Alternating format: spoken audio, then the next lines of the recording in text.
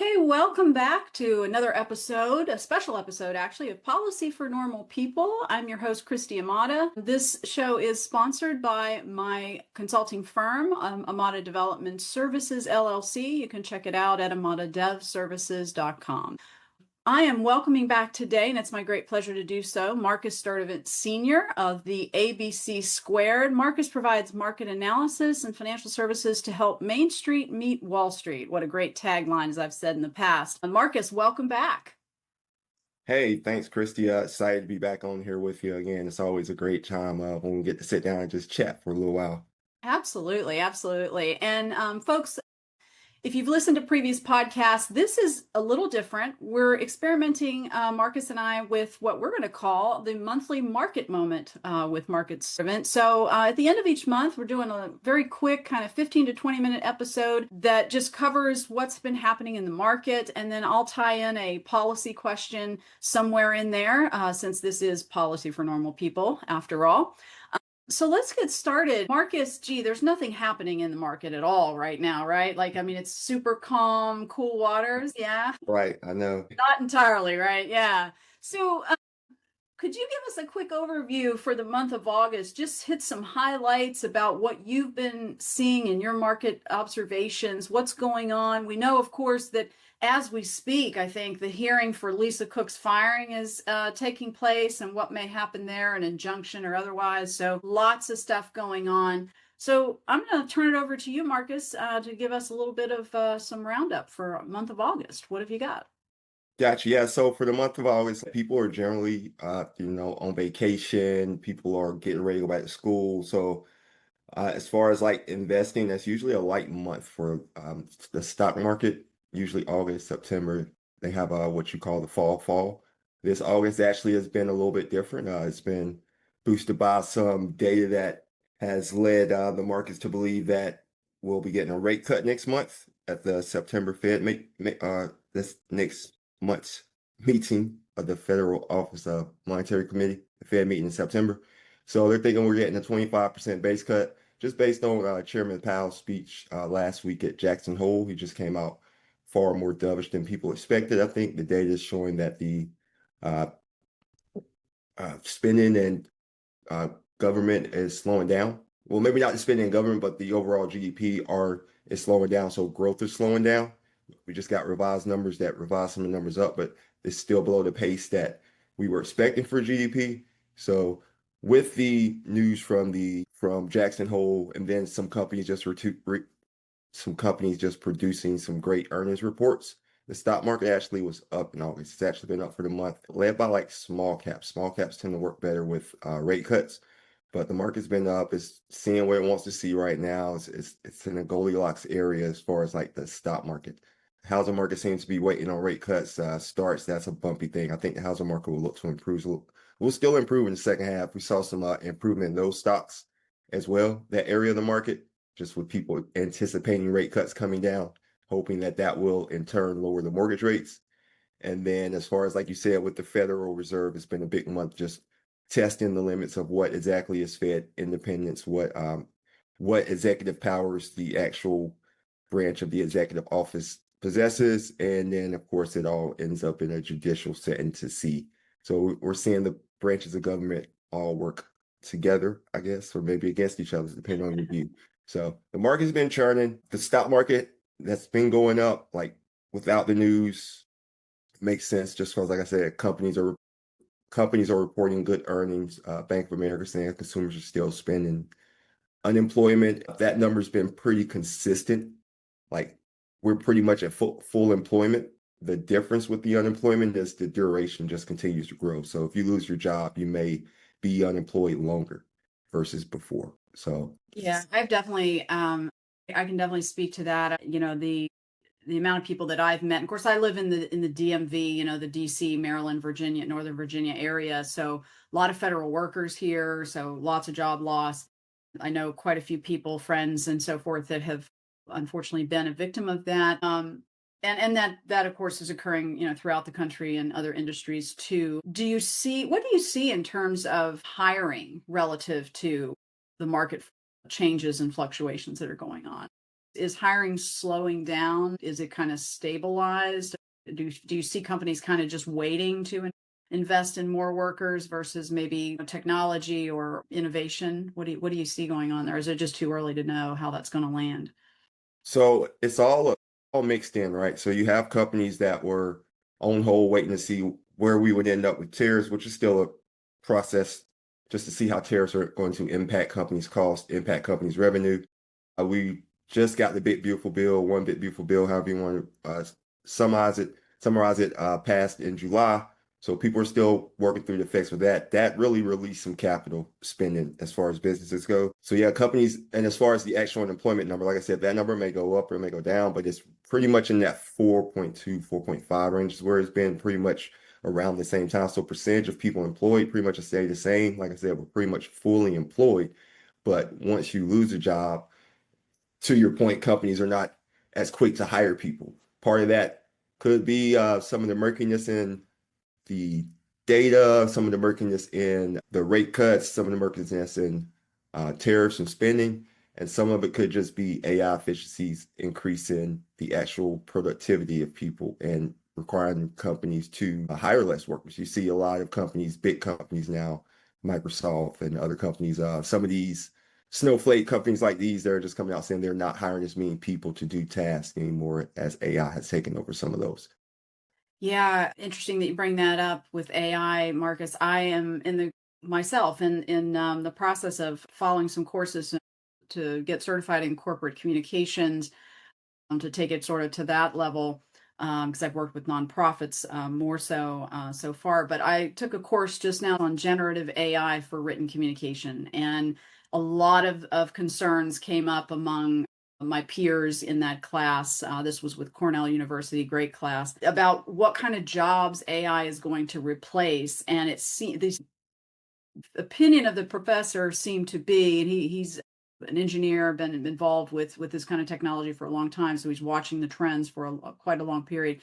He said definitely it's going to affect healthcare, and it's going to affect computer tech engineering jobs. So some of the STEM jobs, depending upon what you actually do in terms of the function that you perform. So it's really interesting. I think there's a mix of fear and excitement and optimism out there all at once about it. And I know I use it a lot in my job. Do you use AI in your job much? I use AI sometimes maybe just for like editing purposes. I don't particularly use it that deep for research, just with the hallucinations that AI will give you. Yeah, AI definitely can help you with like some administrative tasks as far as that goes.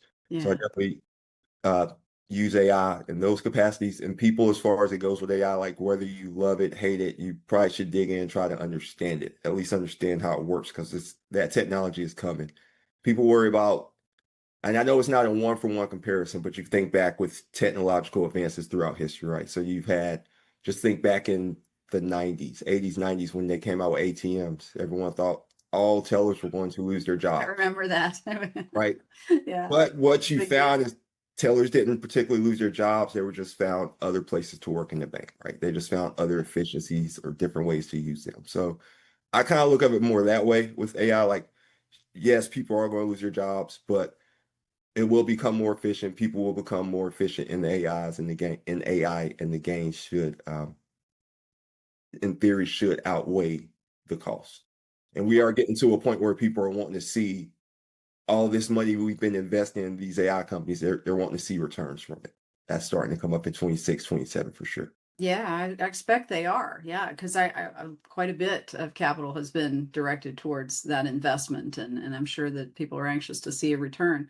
Very interesting stuff. We'll keep an eye on it for sure. Hit a little bit, if you would, on just your thoughts about the Lisa Cook situation. Obviously, we don't want to focus on politics in this show, what the political opinions are around it, but just are there any pragmatic implications from that you see in terms of affecting market decisions, or maybe not?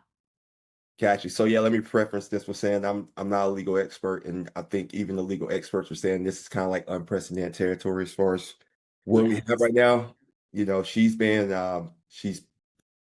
fired. The court hearing is happening right now to see whether they'll have an injunction or a stay to allow her to go to work, or think right now her official status is that she's been traveling for work, so they don't really know if she's been in the building or if she's been working for the Fed. In her capacity, she's obviously filed suit against the Trump administration, also against the Federal Reserve Board. She filed that in an effort to, I think, protect the board from any actions that may come from the executive branch if they were not to enforce some of the things that President Trump has inquired with this firing. So as far as it goes, like I don't think anyone's produced any evidence yet. I don't think she's formally been charged yet. So we can't get too far ahead of like what it really is. And some of this stuff predates her time as Federal Reserve official, right? So let's say, and this isn't unprecedented in the fact that Federal Reserve officials have had incidents before with different things, and they usually just kind of resign. But I think the way this is set up is this is a different case just to see the executive power versus what you can actually be done with the federal governance. What is actually firing for cause, right? That's the big thing. What is the cause? Are allegations cause? Because until like the actual charges have been filed or she's been found guilty, they're just allegations, correct? So could you just fire anyone for allegations? Is this a bigger play towards Chairman Powell? On a larger implication, globally, people look for the independence of the Fed as the American dollar is the global currency, right? So if they look and see that perhaps the Fed can be influenced by another branch of government, is truly not independent, that would definitely decrease some of our faith within the international community as far as our stability. And I mean, people have seen what happened when they allow their monetary policy to be pushed by governments who usually want lower interest rates, right? Because they're paying back their debt with lower interest rates. Things are housing works with lower interest rate, but lower interest rates cuts both ways. So the independence of the Fed at the end of the day is very important. I can't speak to whether Governor Cook is guilty, innocent. I don't think Governor Cook's even been charged yet. So like right now we're sitting here and they're having the hearing right now. So we don't know. So But it's definitely a educational opportunity moment, isn't it, to just for everyone to kind of pay attention to just what it means in terms of the relationship between, governance and finance, in the country, and how the government interplays and intersects at different times in different ways with the financial policies that come down. And that kind of leads us into sort of somewhat policy related question I was going to ask, sort of the one question, I'm going to do one question on these monthly calls for our Main Street folks, and that includes me. What is a basic definition of the difference between monetary policy and fiscal policy? When you hear both of those, and what are each of those, and how do they differ? all right. Yeah, that's a good question. Right. So uh monetary policy usually affects the supply of money, right? So, and that's done from the Federal Office of Monetary Committee or the Board of Governors, Federal Board of Governors. There are different banks, central banks all around the country, make one big central bank, right? They control money supply, interest rates. Their main focus is inflation and jobs, right? They want to make sure that we have an optimal inflation rate and full employment. So those are their tools. That's what they focus on, monetary policy, right? Fiscal policy on the other side is more from the Congress, the executive branch, the legislative side of it. The Treasury Secretary vested people of those means. So think about the big, beautiful bill. That was fiscal policy. So it goes in involving tax cuts or how we will go about not interest rates, but like tax cuts or extended tax cuts, deductions, things of that sort. That's more going to be towards your fiscal policy. How we're paying the debt is also fiscal policy, right? How much the debt's going to be is fiscal policy, right? So that's another thing. Like as you hear, in an ideal world, the fiscal policy works independently of monetary policy, but they all work together in the sense that if the deficit's out of control, hopefully the rates that we're paying back on this money, which is set by the monetary policy, the interest rates, hopefully they're optimal for us to be able to service this debt while not increasing the debt, but not so low that we're just going to let inflation run wild, let spending go out of control. So it's a really delicate walk. But just generally think with monetary policy, think money supply, how much you have. Fiscal policy, think federal, think legislative, think policy, or think legislation. Does that answer your question? Yeah, no, it absolutely does. It absolutely does. And I've done a good bit of self-education on those two as well. I've been into a big book by Alan Binder, who or Blinder, I think it is, who was a formal former, I think, Fed official at some time, and economics professor and all. And I always find it really interesting how economists talk about each of those types of policies versus, say, someone in the more political analytical media or something like that can often be very different in terms of how they evaluate what is good for an economy, what's not, and where we fall in between. I think it's definitely, as complex as those two are, I think it's important for people to understand, and I know I want to continue to understand it better, that they do impact each other, and the decision's kind of a very much a action reaction kind of situation, right? Right. I mean, think about with the fiscal policy, they in the original Tax Cut Job Act of 2017, they lowered the corporate tax rate, right? So that corporations weren't paying as much for taxes. That should increase the amount of money they have to spend for hiring, right? They made that permanent. So now you would think that even if on the other side, the monetary policy was to lower interest rates to increase more money for businesses to hire people. So that's how they could also work together. Even if the interest rates were to go up, you would go up a little bit, which takes time for that to flow through to businesses. You would still have the lower corporate tax rate. You see these lower deductions and tax rates on the fiscal policy that should stimulate small businesses to spend. And if they're stimulated to spend, the monetary policy on that side is they're going to need to get money from banks at hopefully lower interest rates.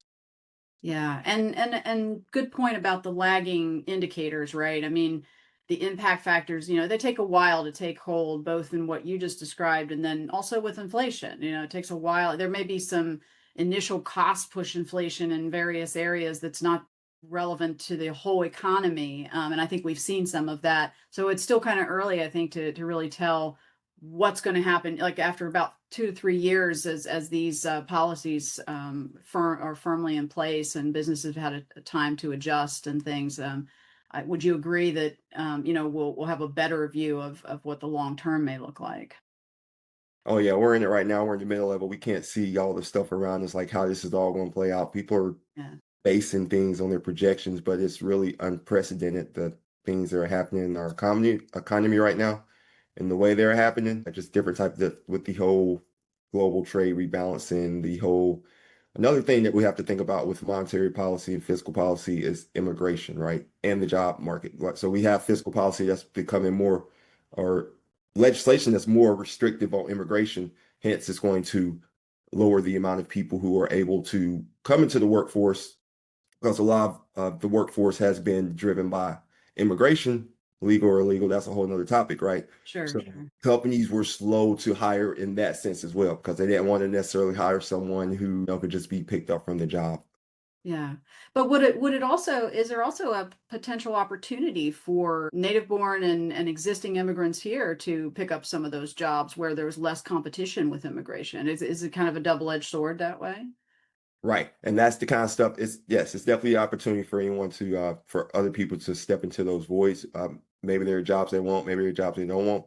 Uh, I don't know. It depends on the visa, depends on the job. I think it's going to have a more of an impact perhaps with your higher paid jobs like the H-1B types where you're looking at STEM jobs, because I know there's been fierce competition between the H-1B immigrant that's newly arrived or sponsored by their employer versus the native born American or green card holder, for example, permanent immigrant here legally in the United States that is maybe graduating from our colleges and universities, especially in STEM jobs. I know it's really affected them, and it'd be interesting to see if maybe there's a balancing act that happens there. Policy certainly is reshaping that, so it'll be interesting to see how that lands. Again, it'll take some time to really see. I can appreciate what you're saying too, though. The lower paid labor jobs, agricultural, dairy, meat packing, that kind of thing, as those numbers decrease with immigration, it'll be interesting to see whether or not the agricultural industry will decide to mechanize where they maybe could have done that a long time ago, but still relied on the cheap labor, or for areas where maybe that's not possible, maybe there'll be some kind of balance struck between, do we need immigrants to do that versus is it really true that Americans won't do the jobs if you pay a better wage and you provide security, safety, and benefits, which unfortunately those kind of things don't get offered to illegal immigrants or illegal aliens. So Right. Or will those jobs just fade away like with the printing press? exactly. I Or had a even great more, grandfather who was a telegraph operator. You're not going to find that anymore. right? Or telephone operators, like the literal operators who would move the Oh line, yeah.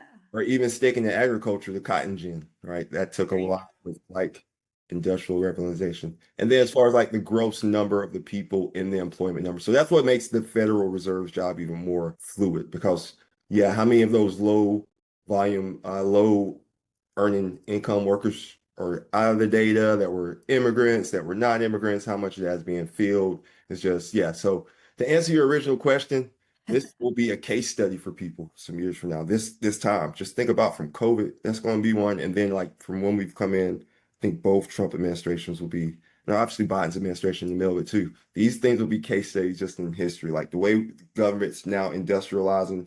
Government's always industrialized some things, but like just stepping into Intel and taking a stake in Intel, 10% stake in Intel for money from the CHIPS Act. This economy's flipping, the way government collects income now is changing. So it's just a fluid thing. Excited to be able to do this every month with you because Yeah, you too. for an hour I every learned month. so much from you, and I hope that our listeners appreciate that and enjoy it too. And that does bring us to the end of our time. We may have actually appropriated just a few more extra minutes than 15, but that's okay. Great stuff, Marcus. Thanks for that overview. And folks, if you're enjoying the show, we hope you are. We hope you get some benefit from it. I know I do. That's the whole point of why I started it. Bringing on experts like Marcus who can talk to us about the various policy related issues and market. So thanks, Marcus. I'll look forward to seeing you again to do a roundup next month. And folks, do visit him at LinkedIn. The ABC Squared is the name of his business. Enjoy the Labor Day weekend coming up, everyone. And we'll see you next month. Have a good one, Marcus. Thanks. You too, Christy. See y'all next month. Take care.